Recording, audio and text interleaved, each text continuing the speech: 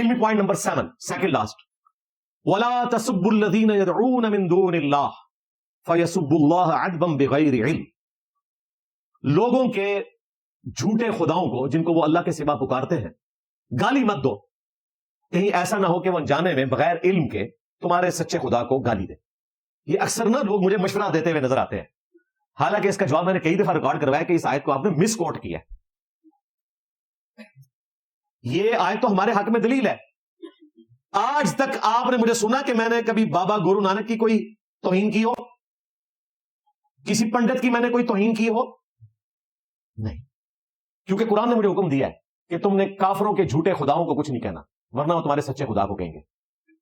اب اگر بریلوی دیوبندی اہل حدیث شیعہ یہ سمجھتے ہیں کہ ان کے بزرگ جو ہیں وہ کافروں کے جھوٹے خدا ہیں تو ٹھیک ہے، میں ان کو برا نہیں کہوں گا. وہ کہیں گے نہیں مسلمانوں کے سر میری آیت فٹ نہیں ہوگی. یہ یاد رکھیے گا، مسلمانوں میں جو کوئی غداری کرے گا اس کے لیے آیت نہیں ہے، ان کے لیے منافقین والی آیات لگتی ہیں.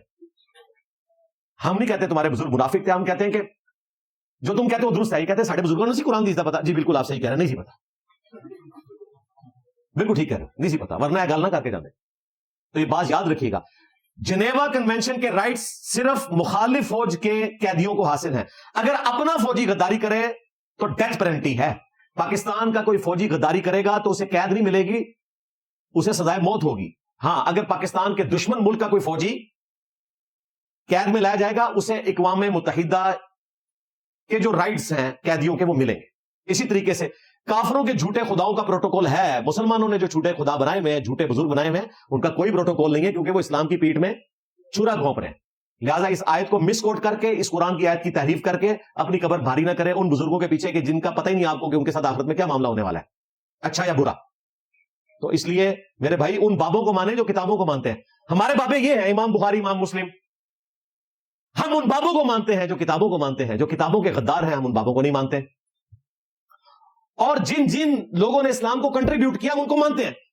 کہتے ہیں جی آپ سلطان الہند کو نہیں مانتے. بالکل میں مانتا ہوں. سلطان الہند حضرت ڈاکٹر ذاکر نائک حفظہ اللہ تعالی، جن کی دعوت سے 1 ملین سے زیادہ لوگ ڈائریکٹلی یا انڈائریکٹلی مسلمان ہوئے. یہ الجزیرہ کی رپورٹ ہے. 10 لاکھ سے زیادہ لوگ. جی میں مانتا ہوں. نہ علی ندی کھوتی مر جائے گی. جی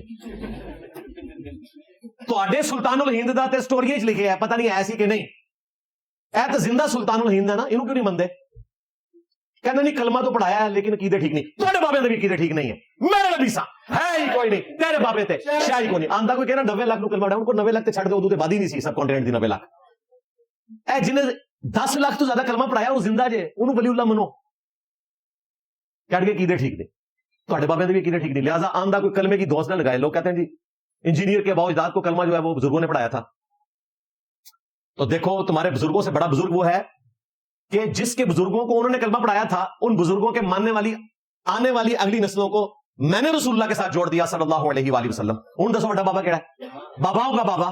ہاں میرے نبی سا ہے ہی کوئی نہیں. تیرے بابے تھے شاہ ہی کوئی نہیں. تو کلمے کی دوست نہ لگایا کریں بھائی.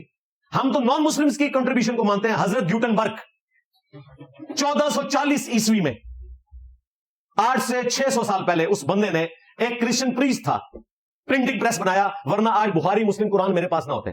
ہم سب مل کے بھی ایک قرآن نہیں تھے لکھوا سکتے. اس وقت بھی اگر کاتب سے آپ کو قرآن ہینڈ رائٹنگ میں لکھوانا پڑے 30 سے 40 لاکھ روپے خرچہ آتا ہے. پرنٹنگ پریس کی وجہ سے یہ آپ کو 300-400 روپے اور اچھی کوالٹی کا 2-3 ہزار کا ملتا ہے. یہ حضرت گیوٹنبرگ کی برکات ہے. انہوں نے اس وقت انجیل کو، بائبل کو پرنٹ کرنے کے لیے پرنٹنگ پریس بنایا تھا. اسی کے بعد ریولوشن آئی ہے، سائنٹیفک ریولوشن بھی آئی. لوگوں نے اپنی کتابیں لکھنی شروع کی، ایک دوسرے سے علم شیئر کرنا شروع کیا. فزکس کی فیلڈ میں ہم اوپر چلے گئے، میتھمیٹکس میں اوپر گئے، بیولوجی کی فیلڈ میں. اس سے پہلے جس کے پاس نالج تھا وہ لے کے مر جاتا تھا. کتنے کلمی نسخے تیار کرے.